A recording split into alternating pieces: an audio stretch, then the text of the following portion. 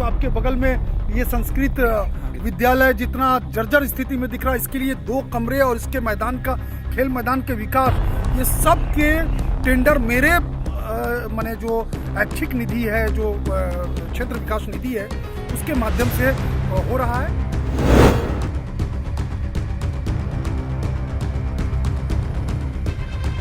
नए विधायक हैं तो उन्होंने हमें आश्वासन दिया कि मैडम हमारा आपका विद्यालय में 2 कमरा हम जरूर से जरूर बनवा देंगे।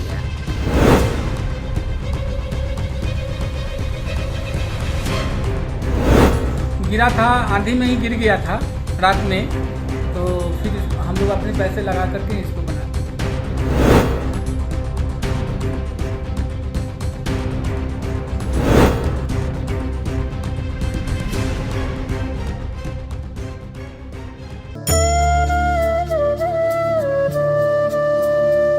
देश को विश्व गुरु बनाने की बात जहां एक तरफ सरकार कर रही है, वहीं दूसरी तरफ इस देश में शिक्षा का जो माहौल है, जो हालात हैं, वो देखने में बद से बदतर नजर आते हैं।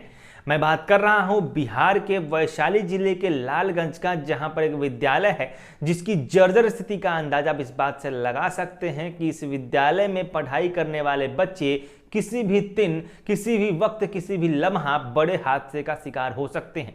अगर ऐसा कुछ हादसा होता है तो जनता तो दोषी शिक्षकों को मानेगी, लेकिन ये कोई पूछने नहीं आएगा कि इस विद्यालय की स्थिति ऐसी क्यों है। जी हाँ, नमस्कार, मैं प्रकाश चंद्रा और आप देख रहे हैं प्रकाश वाणी। वीडियो में अंत तक बने रहिएगा, हम आपको पूरा मसला समझाएंगे कि आखिर हम किसकी बात कर रहे हैं और क्यों ऐसा कह रहे हैं। ये तस्वीर देखिए, ये जर्जर दीवारें देखिए, ये दीवारों में दरारें देखिए, इन बच्चों को देखिए जो पेड़ के नीचे पढ़ रहे हैं। एक समय था जब पीपल के पेड़ के नीचे भगवान बुद्ध को ज्ञान मिला था। एक समय वो भी था जब गुरुकुल में बच्चे शिक्षा लेते थे, जंगलों पहाड़ों बिहरों में जाकर शिक्षा दीक्षा लिया करते थे। लेकिन क्या बदलते भारत में, आधुनिक भारत में भी उसी दौर में उसी पैटर्न पर शिक्षा दिया जाएगा? ये देखिए, पेड़ के नीचे पढ़ते हुए बच्चे जो अब बारिश आ जाए तो कहाँ छुपेंगे, इसका कोई भरोसा नहीं है। इस दरख्ती दीवारों के बीच पढ़ते हुए बच्चे जो अभी अगर कुछ हल्की सी हवा बह जाए और ये दीवार गिर जाए तो कहाँ जाएंगे, इसका कोई भरोसा नहीं है। इस प्रधानाचार्य को देखिए, एक खंडहर नुमा दीवारों के बीच में कालकोठरी में किस तरीके से बैठकर ये अपने कर्तव्यों का निर्वहन कर रही हैं। तमाम तरह के सवाल हैं, तमाम तरह की परेशानियां हैं, लेकिन शिक्षक और छात्र बड़ी लगन से पढ़ाई कर रहे हैं, पढ़ा रहे हैं। ये तस्वीरें देखिए, सब कुछ ना होने के, कुछ भी ना होने के बावजूद भी इस स्कूल में राष्ट्रीय ध्वज फहराया गया है, तिरंगे को सलामी दी गई है। इस देश का नागरिक होने पर खुद को गौरवान्वित महसूस किया गया है। बच्चों को बताया गया है कि हमारा देश महान है, लेकिन इस महान देश में उन बच्चों के भविष्य के साथ किस तरह से खिलवाड़ किया जा रहा है, वो हम आपको बता रहे हैं, समझाने की कोशिश कर रहे हैं। ये लालगंज का संस्कृत विद्यालय है और राजकीय है, और राजकीय का मतलब होता है कि इसे राज्य सरकार से बाकी प्राथमिक विद्यालयों की तरह मान्यता नहीं है, लेकिन फिर भी यहाँ पर राज्य सरकार की तरफ से शिक्षक नियुक्त होते हैं, राज्य सरकार की तरफ से किताबें भेजी जाती है, यहाँ तक कि राज्य सरकार की तरफ से मिड डे मील तक का खाना भेजा जाता है। लेकिन राज्य सरकार ने इस स्कूल के जो ये विद्यालय है, इसके इमारत को, इसकी जो बिल्डिंग है, इसका जो भवन है, उसको बनाने से अपने हाथ खींच लिए हैं। अब स्थानीय राजनीति की बात करें तो स्थानीय राजनीति में यहाँ के विधायक संजय सिंह ने जो जिनके कार्यकाल के 3 साल पूरे होने को हैं, उस 3 साल में वो कई बार कह चुके हैं कि उन्होंने विभाग को लिखा है, उन्होंने अनुशंसा किया है, उन्होंने राशि मंगवाने का बात रखा है। शायद राशि फाइनल भी हो गई है, कितनी राशि आनी है, लेकिन अब तक 3 साल में वो चीज़ें धरातल पर नजर नहीं आई है। आज से करीबन 6 महीने पहले विधायक से जब ये सवाल पूछा गया तो उन्होंने कहा था कि उनके प्रयास से, उनके क्षेत्र विकास की जो निधि है, निजी उनका जो फंड आता है, उसमें से उन्होंने इस संस्कृत विद्यालय के लिए टेंडर जारी करवाने का प्रयास किया है। अब उन्होंने कहा था कि जिसमें 2 कमरे प्रस्तावित हैं, उसका जो ग्राउंड है, खेल ग्राउंड, उसको भी दुरुस्त करने का, उसको भी बनाने का प्रस्ताव है, लेकिन उस प्रस्ताव को 6 महीने हो गए हैं, कार्यकाल के 3 साल हो गए हैं।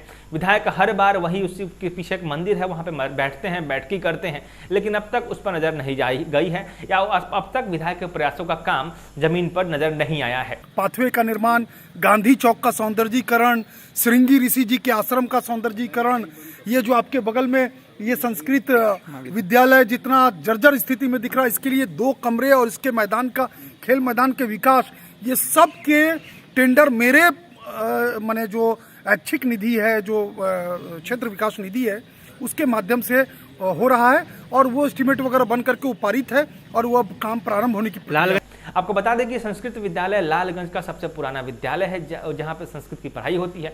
अमूमन व्हाट्सएप पर आपको एक मैसेज अक्सर दिख जाएगा जिसमें कहा जाता है कि सरकार फलाना सरकार मदरसों पर खर्च करती है, मदरसों को बढ़ावा देती है।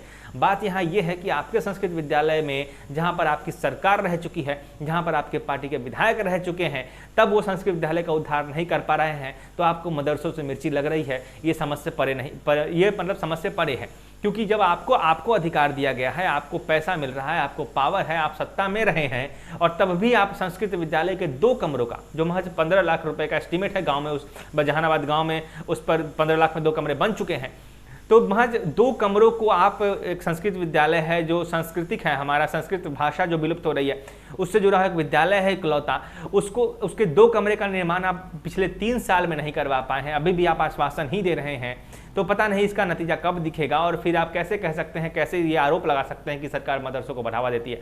सरकार सबको बढ़ावा देती है। आपने उन फंड का इस्तेमाल नहीं किया है, आपने उन फंड का इस्तेमाल केवल अपनी राजनीति चमकाने में किया है, काम नहीं करके और उसको दिखा करके ये दर्शाने की कोशिश की है कि सरकार ने हमारे लिए कुछ नहीं किया, बाकी धर्मों के लिए बहुत कुछ किया है। तो ये एक बेतुका सा बयान है जो व्हाट्सएप पर अक्सर देखने को मिल जाता है। हम आपको उदाहरण के साथ बता रहे हैं कि लालगंज प्रखंड के ब्लॉक से मुश्किल से 50 कदम की दूरी पर यह संस्कृत विद्यालय है जिसकी हालत आप देख रहे हैं। यहाँ गनीमत है कि बच्चे पढ़ रहे हैं और अब तक कोई हादसा नहीं हुआ है, लेकिन जिस तरह से दीवार में आपको क्रैक नजर आ रहा है, जिस तरीके से जो इसकी जर्जर हालत है, शिक्षक बता रहे थे कि हवा तेज चलती है तो ऊपर का एल्वेस्टर उड़ जाता है, बारिश में छत टपकने लगती है, बच्चों को छुट्टियां कर दी जाती है, और ऐसी स्थिति में बच्चे वहां पर पढ़ रहे हैं, अपने भविष्य को संवारने की कोशिश कर रहे हैं। वहां से बच्चे पढ़कर जिया हाई स्कूल और भगवान सागर में एडमिशन लेते हैं। जिया हाई स्कूल के जो अध्यक्ष के तौर पर माना जाता है, कहा जाता है कि विधायक ही होते हैं। जिया हाई स्कूल की भी हालत उससे और भी खराब है। हालांकि वहाँ के भवन तो कुछ ठीक ठाक हैं, लेकिन वहाँ भी 2 शिफ्ट में पढ़ाई होती है। बच्चे पूरी तरह से बैठ नहीं पाते हैं, इतनी संख्या है और कमरों की संख्या इतनी कम है। तो कहीं ना कहीं एक स्थानीय विधायक पर यह बड़ा सवाल नजर आता है कि क्या वो इन सब शिक्षा व्यवस्था को दुरुस्त करने के लिए हाई स्कूल को, ये संस्कृत विद्यालय को, जो उस पर उन्होंने बयान दिया है, जिस पर उन्होंने इसके पहले कहा है कि हम इस पर करवा रहे हैं, हम करवाएंगे, हम जननेता हैं, और उस पर वो अक्सर बयान दिए हैं, लेकिन अब तक उस पर कोई कार्रवाई जमीन पर नजर नहीं आती है। हाँ, उनके नाम का एक शिलापट हटाकर अस्पताल से हटा दिया जाता है, शायद किसी मरम्मत के लिए या किसी और कार्यक्रम से, जो भी हो, जो ऐसा कि कयास लगाए जा रहे हैं। आरोप ये लग रहा है कि दोबारा उसका उद्घाटन होना था, लेकिन वो अभी तक स्पष्ट नहीं है। लेकिन महज शिलापट जिन पर उनका नाम लिखा हुआ था उसको हटाकर अलग रख दिया, उस पर हंगामा बरपा हुआ है, लेकिन उस हंगामे के पीछे किसी को ये नज़र नहीं आता कि उनके द्वारा किए गए काम में अब तक कौन कौन से काम जमीन पर नजर आ रहे हैं। ये जनता सवाल पूछेगी। उनके कार्यकाल के लगभग 1.5-2 साल बच गए हैं, और इस 1.5-2 साल में अगर वो काम करके दिखा पाते हैं तो जनता खुश है। ऐसा कहा जाता है कि चुनाव के अंतिम साल ही काम होता है। तो चलिए, 3 साल में जनता इंतजार किया है, तो 1 साल और सही। उन तमाम वादों पर हम उनसे चर्चा करेंगे। उन्होंने कौन कौन से वादे किए हैं, उन्होंने संस्कृत विद्यालय का नाम लिया है, उन्होंने बसंत जहानाबाद के बांध का सड़क है उसका जिक्र किया है, उन्होंने जो सड़क है ब्लॉक को जोड़ती है नगर से लेकर, हालांकि नगर परिषद का विषय है, लेकिन इस पर भी उन्होंने चर्चा किया है। DPRO बनाने की मांग अक्सर विधायक करते हैं, नगर की सफाई के लिए विधायक अक्सर मुखर नजर आते हैं।